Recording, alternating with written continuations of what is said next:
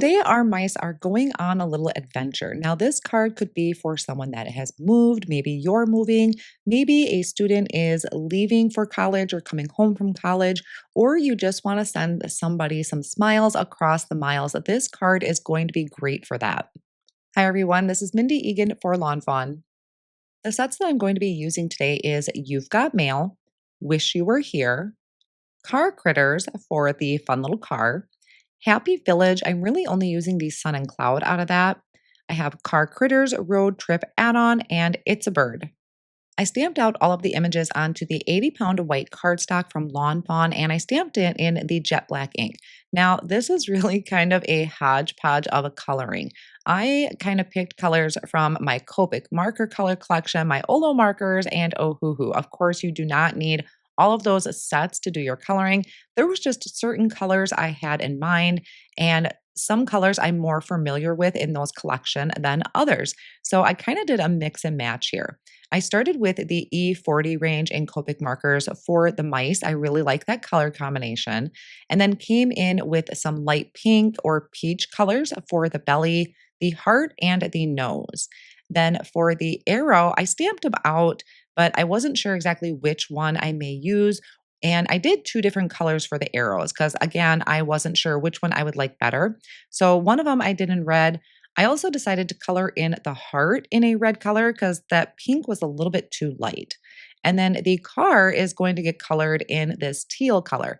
Now I noticed I don't know, I picked up some color or something with my tip, and the right-hand side of the car had some sort of red smudging on it. It was really weird. And I just kept coloring. I figured I would end up putting one of the mice over the front end of that part of the car. So that ends up working out. I did do the coloring where the highlight was going to be in the center of each of those areas of the car. So that was a really easy way to determine where to put like the shadows or the darkest color of each marker was to color all around it and then keep the highlight in the center. I did light grays, of course, for the bumper and also the wheels. And then I'm going to come in with a yellow color combination for the headlights. I did maybe two or three colors there. And I'm also going to use those same yellows out of the Copic marker collection for the sun. I also did them on the straps and the buckles for my suitcases, a little bit of red for the front of the car, and then I'm going to work on the suitcases. So you can have a lot of fun making these different colors. I decided to just kind of keep this simple for right now because a lot of the color is going to be focused on my map up on top, which I will use a stencil for. So I kept the luggage just a general brown color. I'm going to do kind of this, I kind of look at it as like a safari green for the outfits. But of course, these are just two travelers.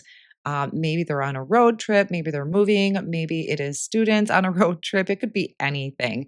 So, but I just kept them in a safari green. My other arrow here, I did some blues for, and then I also colored in my license plate, my windshield, and the cloud. The cloud I did with a light blue outline.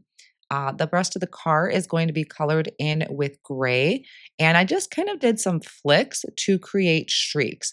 You could also do a really light blue or a really light teal there as well. To color in the map, I'm going to use the coordinating stencil for this. So I placed my cardstock down on top of a sticky mat to hold my cardstock in place. And then I'm lining up just one of the layers of the stencil. It doesn't matter which order you go in. It ends up where most of the time my stencil isn't even touching the sticky mat. So I do take a piece of Post-it tape to hold it in place. The first color I started with is fresh lavender using some small blending brushes. A lot of times you're going to see my color ends up being a little darker than it probably should. And really that's just because I still have some residual ink left over on those blending brushes. The second color I did was merman for a teal. I'm doing sunflower for the yellow. And then I'm bringing in bubblegum. Now, each time I am shifting my stencil and just lining up the open areas of the stencil with my map. And then I'm going to finish it off with a celery stick. So this really brought back some grade school vibes for me with that colorful map. Now I lined up all the coordinating dies, ran them through the die cut machine to cut them all out.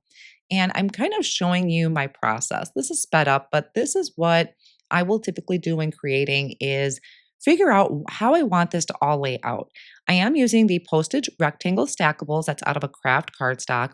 I stamped that postcard onto the white cardstock and die cut it with its coordinating die. And then I used a small stitched rectangle die for the inside panel of that postage die. Now, I decided I didn't like that small stitched rectangle piece out of white cardstock. So I picked out mist cardstock. It's a really nice light pale blue. And I want to create kind of a watermark look with this map. So I have a sticky mat in my Misty right now.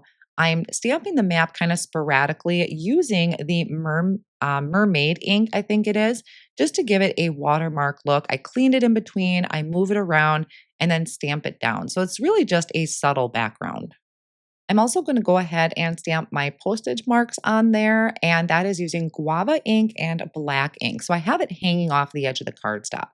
Now, my panel I created, I'm die cutting out with the largest die from the small stitched rectangles, and then I'm going to do my sentiment because I really need that to kind of figure out placement for everything else. I am using a sentiment from the Happy Village stamp set. I have a piece of tomato cardstock prepped with an anti-static powder tool. I stamped my sentiment in Yeti pigment ink so it stays wet a little longer, sprinkled on my white embossing powder, and then melted that with my heat tool. And I didn't want this to stretch all the way across. So I'm going to trim this into two separate lines using my paper trimmer and just making those a nice small skinny strip.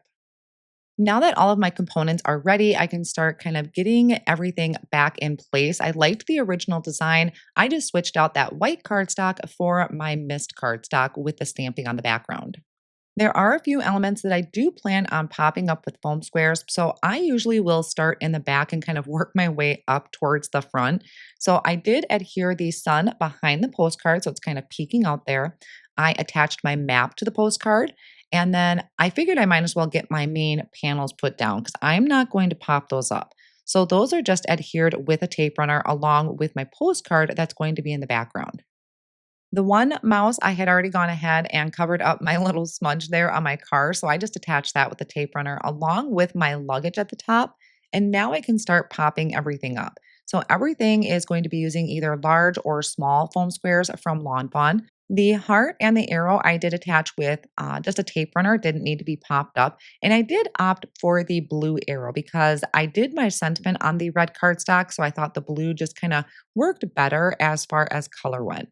The sentiment, you can see I did in two separate lines, and I did pop those up with foam squares as well. And then I'm adding a little bit of sparkle with some stickles to the headlights and also to the heart. And I finished off the card by adding some white gel pen highlights to the rest of my images. I really like how all of this came together, and I'm also thinking that this would look really good in a travel journal, whether you're using the images all together like this or individually.